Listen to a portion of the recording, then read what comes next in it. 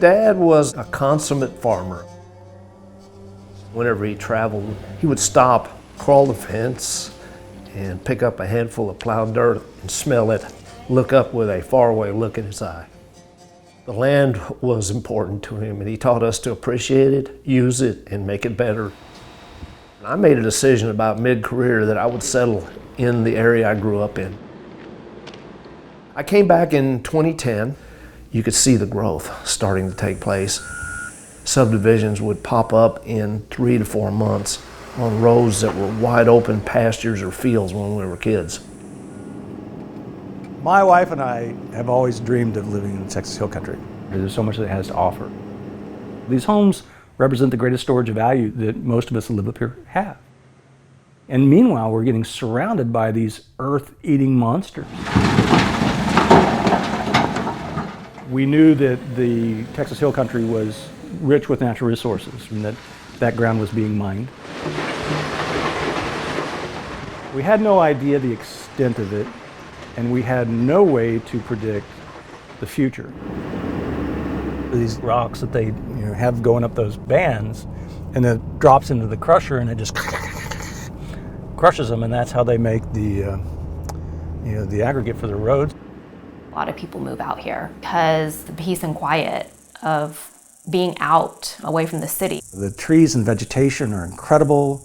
There's several tiers of lakes. I like the culture, the neighbors, rugged, hard-headed individuals who do not take no or failure for an answer.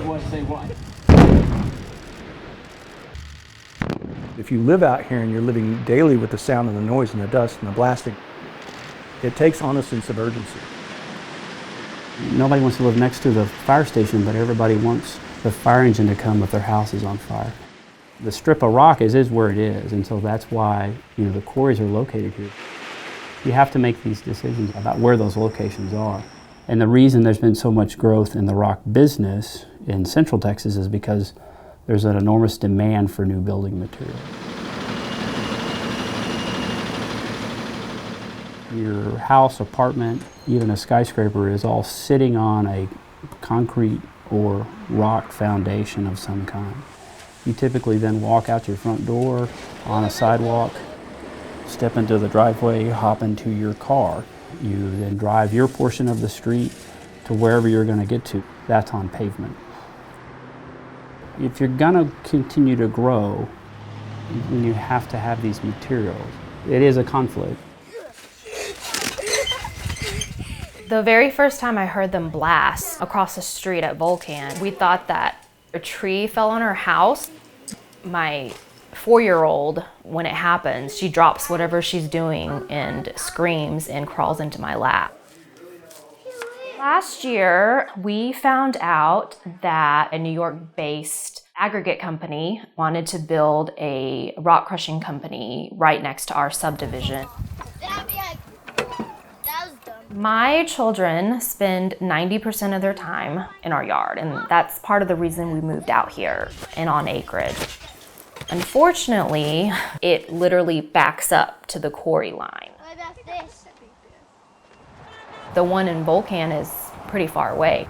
Can you imagine with it being 500 yards from my house, like what that could do?